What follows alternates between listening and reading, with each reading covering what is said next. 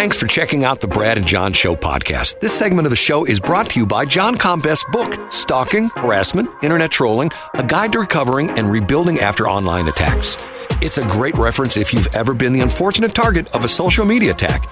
It's available on Amazon. Just search John Combest. That's C-O-M-B-E-S-T, John Combest, and the book will show up in your search results. Now it's time for another segment of the Brad and John Show. Can you handle it? I'm Egbert, the owner of this station. Check out my website at egbert.com. That's E-G-G-B-U-R-T, egbert.com. Now it's back to Brad and John. Check out their website at bjshow.co. The BJ Show? Come on, guys. Anyway, here's B and J. When John and I started doing the show, one of the things that we talked about was we wanted to be a little bit different, maybe a lot of different from a lot of shows, in the fact that we're not going to necessarily do the thing that John kids about, although he'll never tell me who this is, the radio host who asks questions. Give me the impression you give me all the time of that radio host. What's the one? Right. Yeah.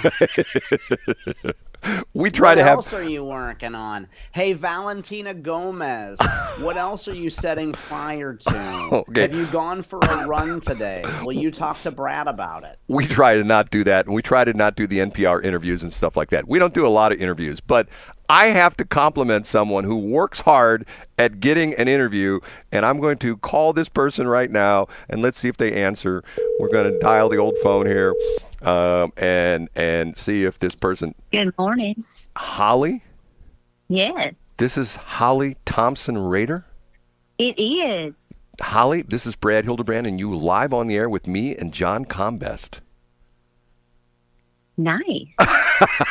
Now, let me give. I didn't know. Let me give some background here. Okay, first off, John, we have a little technical deal. Even though John can hear you, you can't hear him. So I'm pretty much going to handle the interview. Okay, I have to compliment your guy, Trey. Is it Trey? Yes. Okay. He's my chief of staff. Trey digs up my phone number and sends me an email, or sends me first off, he calls me, and unfortunately I was in a meeting when he called me, and then he texted me, and here's the interesting thing, if I can find his thing. He essentially says that he works for you, you're a state senator in state of Missouri, and he wanted to know if you could come on. Matter of fact, he says to me, here's his official thing. Hi, my name is Trey Bryant. I work for Senator Thompson Rehder from 27th Senatorial District. Now that the legislative session is concluded, Senator Thompson Rehder would like to make herself available to the media to speak on current state of Missouri Senate and legislative sessions as a whole. Would you like to schedule an interview with any of shows at your area? And I said, what is, and I said back to her, is Senator Rehder fun? And he texts back, haha, I think she is. Then he texts back, but I can find you a senator that isn't boring if you'd like. And I said, I would love to talk to her, but we won't talk about any politics, governmental policy, or elections deal. So I didn't hear back from him. I heard back from you. That's right, because I am fun. And you sent me, this is the first text you sent me.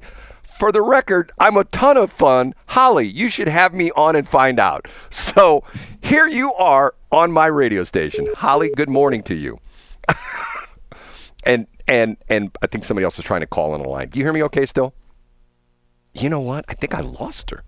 Hold on a minute. What happened? She just disappeared. Y'all done hung up on me. I don't know what happened. All of a sudden you were gone. Okay, so here's the ground rules, Holly. And, and you're probably well aware of this, is the fact that we don't want to get ourselves into this equal time thing where if I have you on the air, I have to have all the other candidates. And quite honestly, absolutely, you are probably the fun candidate, and probably the rest of them are boring people, right? That's exactly right. Right. So we want to have a fun interview with you. Now, I think you've got an interesting background. And can I ask you a question? And I don't think this is an embarrassing question. I read your bio.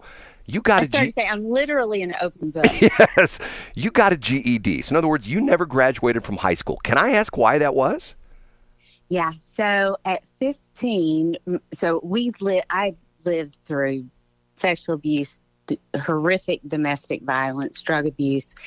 And at 14, I had just decided, and in my memoir, Cinder Girl, I really spell this out. I'm dyslexic, and that's one of the things us dyslexics are great at, and that's, drawing a picture.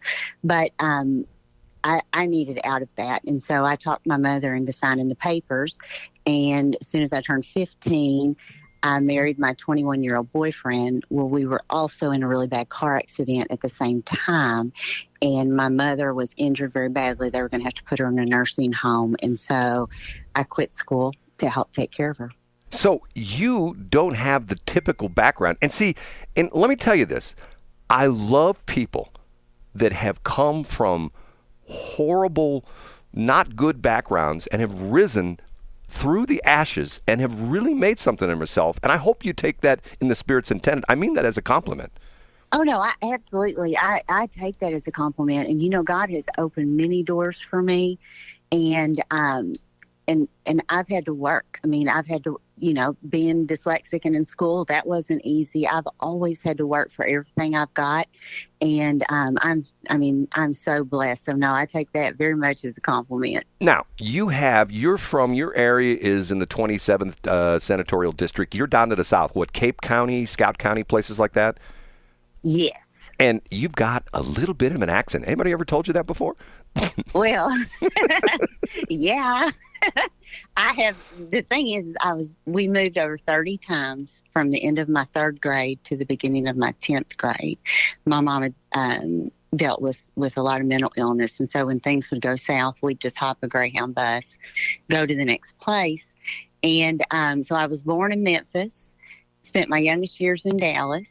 And then I have been, I've lived from California to Florida, Texas multiple times and traveled, saw it all via Greyhound bus.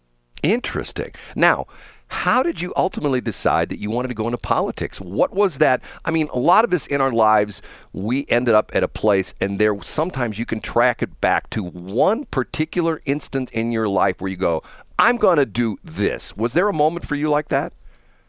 There was. So I started in the mailroom of a cable company, opening payments, posting payments, and I worked there until, I interviewed for different jobs that came up, and I became the director of government affairs after 14 years. I was there and I was director of government affairs. In that job, I had to come to Jefferson City and work on some bills that affected our industry. Well, I had never seen government. I didn't have government because I didn't have high school, So it was very foreign to me. But when I got there and was testifying and explaining how this legislation was going to affect the cable industry, I was looking around thinking, you got to be kidding me. This is who's deciding how many taxes I got to pay? And so I'm like, at the time, my husband and I were just starting our own business, getting it off the ground. He had lost his job from downsizing. And I'm like, you have got to be kidding me. I need to run for office someday. We need more people up here who's had to work and live paycheck to paycheck that's making these decisions. Interesting. Well, you know what? I would love to talk with you more. You're on a tight schedule. Matter of fact, you got our interview at 7:30. Can I be nosy? Who are you on with 7:30? You on with Mark Cox at 7:30? I've already been on with Mark this morning. Oh, that's right. Yeah, I heard him talking about that. I am on, 7:30. I am on with Alex Bryant in Springfield. Little factoid here. Alex Bryant is Trey's daddy. Whoa. The guy you're going to be on with is the father of your chief of staff? That's right. Isn't that little nepotism? Isn't there a law against that? Not at all. Okay. And then, Brad, how can people purchase Holly's book? Maybe ask Holly. John wanted to know, John's talking to me, you can't hear me. He wanted to know how people can purchase your book. Oh, thank you, John. Cinder Girl is the name of it, Cinder, and you can get it on Amazon. So Cinder Girl, and it's be sure to type in Holly Rehder. Holly, I appreciate you being a good sport. And I appreciate y'all having me on. Well, you know what? You're a fun person. You are a fun person because, quite honestly, what is it? And you just told me your reasoning there. Why is it that most politicians are dull and boring? Why is that, Holly? Tell me. Most of them are what now? Dull and boring. Oh, I know they are. It's because I know it's so true because they worry so much about what other people, they're just kind of, they worry so much about what other people are thinking, and they just don't enjoy life and be themselves. Well, and look, the way that I see it is, as long as God gives me a microphone, I'm going to use it. When he takes it away from me, it's my time to not have it. So, but as long as he's giving me a microphone, I'm going to work my tail off. I'm going to be me, and I'm going to get as much stuff done for him as I can. See, there's a difference between you and I. God gave you a microphone. When my creditors take my microphone away from me, I won't be able to talk anymore. How's that? You got to watch that. Holly, you've been a good sport. Thank you so much. And you know what? Thank you so much. When you're not so pressed, maybe you do a little bit more, because I love the background, because once again, I'm fascinated by biographies of successful people, because so many times you see these people who are very successful, multi-millionaires, billionaires, and you read their biography and it's like, holy cow, how'd they ever get out of bed in the morning? You know what I mean? Most people go like, I'm done. Yeah. I'm not doing that anymore. You know what I'm saying? That's so true. That is true. But I'd love to be on again. So I'll shoot you a text and we'll figure out a date. Thank you, Fun Holly. Thank you so much. You have a great day. Bye-bye. Bye, John. Bye-bye. Bye. Okay. John, did I do okay on that one? That was great. Now, see, that's the kind of guest and conversation we need to have. And we talked about this yesterday, Brad. You were so good at those type of conversations. Well, but see, once again, you get somebody like her. Obviously, we talked about this with Taylor Burks. She's a real person. And I knew a little bit. I knew a little bit about her background, and I knew that she didn't have the best, situation with her childhood, and she dropped out. Matter of fact, it's interesting. Because she went back to Southeast Missouri State, got her bachelor's degree. I think like 20 years later or something like that. Can you imagine dropping out of high school at 15? Brad, I get tired when people say you have to read this, you have to read that. I started reading her book when I got it on Amazon, and I didn't stop. Like, I've read and I've given her book to people. In fact, I'm thinking of who. I think I gave her book. Do I have her book back? Anyway, I have it right here. Actually, right here on my bookshelf. Brad, this book is incredible, and it tells her life story, and parts of it are just heartbreaking, and parts of it are inspirational. It's just a hell of a story, Brad. And the other question is, do you know the name of Holly's Political Action Committee? I do not. What is it? Southern Drawl. Really? No kidding? So if you write a check to her PAC, you write it to the Southern Drawl PAC, because you know what? It's just Holly. Holly's just going to come on the air and talk to you, Brad. Now, how do you vote against Holly? But see, once again, see, the interesting thing about the state of Missouri is there are accents, like, for example, St. Louis, and some of them, we all kid about the farty far thing, you know what I mean, like that. Yeah. And then there's the Southeast Missouri accent, which tends to be sort of that Memphis, Arkansas kind of accent. You have a Kansas City accent. Matter of fact, I have friends in Kansas City who sometimes make fun of the words that I say. And John, what word did I say the other day that you make fun of? What was that again? A devout listener to the show wanted me to give you a hard time about saying milk as milk, but I do the same thing. I call milk. Yeah. Anyway, that's Holly, and her full name is Holly Thompson Rehder. Last name is spelled Rehder.